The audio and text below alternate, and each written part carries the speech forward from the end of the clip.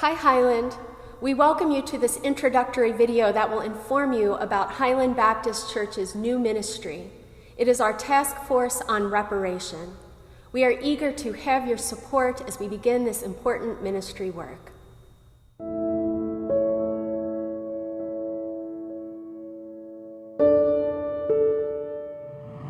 I can hear a voice saying that wasn't enough.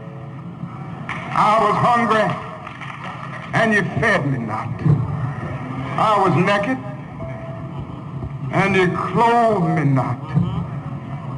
I needed shelter and you didn't give it to me. I needed a drink of water. And in a world that's 3/4 water, you made me pay a water bill.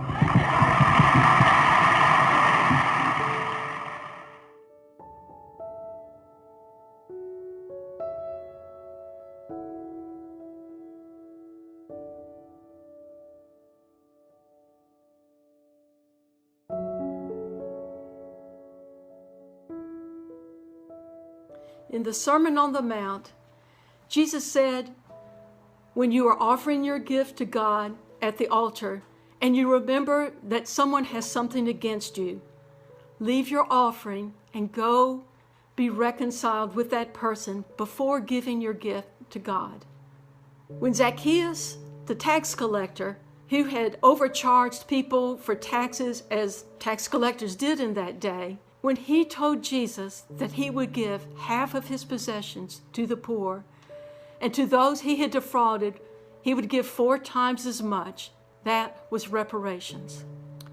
When you wrong someone, when you take from them, in order to make things right, you say, I'm sorry. You do your best to repay.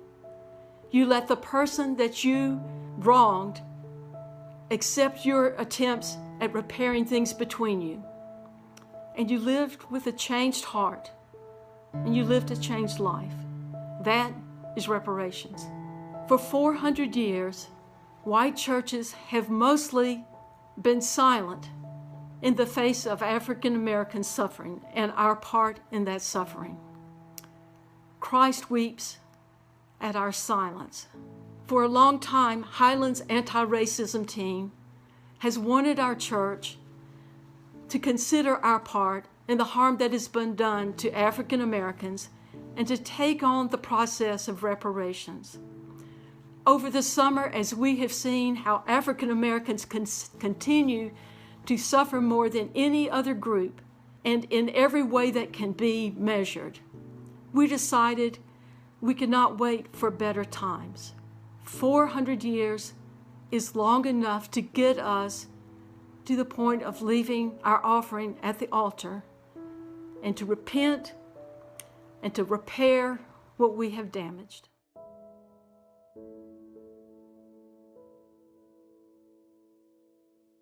We live in a country that was built on racism, and that racism has persisted over the course of history through generational wealth, educational inequality, redlining, Jim Crow, a biased justice system, and countless other ways. The effects of these injustices have compounded exponentially for centuries. It is time for individuals with privilege, such as myself and members of Highland Baptist, to take concrete action in order to tip the balance back towards any semblance of equality.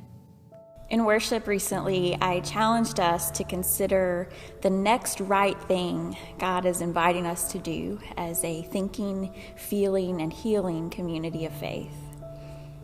As I've learned more about the work of our anti-racism team over the past several years, as I've listened to the different voices of our congregation, and as we have all asked how we can respond to the significant need for racial justice within our city, it seems to me that a collective effort to explore reparations is at least part of the next right thing for Highland. I know this work is long overdue for our Black siblings, and yet at the same time, it is uncharted territory for many of us. However, I can't help but wonder what God might do among us when we engage in this hard and holy work together. Hello, dear Highland family. I've been asked to briefly tell you why I am willing to serve on the Reparations Task Force for our congregation.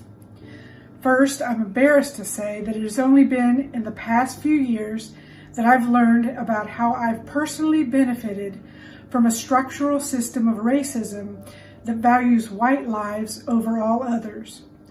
But I'm glad to continue this learning as our task force works together.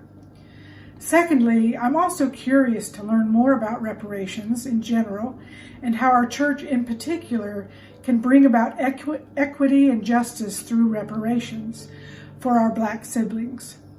Finally, I'm convinced that we cannot truly love our neighbors while accepting systems that exploit or dehumanize them. At least part of our seeking to right that injustice is what reparations is all about to me.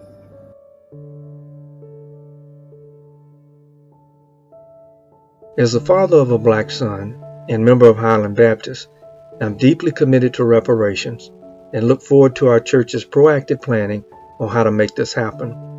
In the coming months, the anti-racism team, along with Ministry Council appointed task force, will begin researching, discussing, and strategizing the ways our church can act out the inclusive love of God through the process of reparations. This will be a holistic journey of redemptive reparation that touches every cell of our living and breathing church.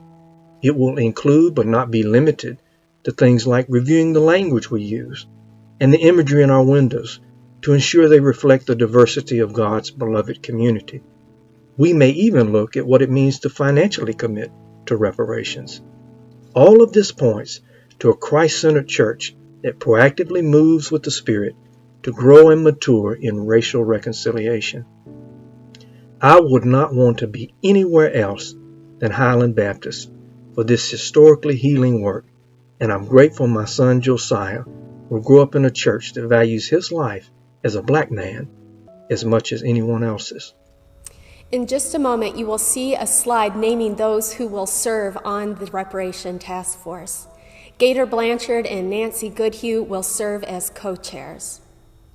Friends, this team will consider all that has been named in this video, and then the task force will present a report of their research, their findings to Ministry Council. You can expect that this work will take some time, lots of prayer from all of us, and it will require us to stretch as we lean into our church history and ministries with honesty and resiliency and faith. May God share blessing on this venture as we seek to love God and God's people justly. It is our duty to win! It is our duty to win! We must love and support one another! We must love and support one another! We have nothing to lose but our chains! We have nothing to lose but our chains! Ashe, Black Lives Matter. Black Lives Matter.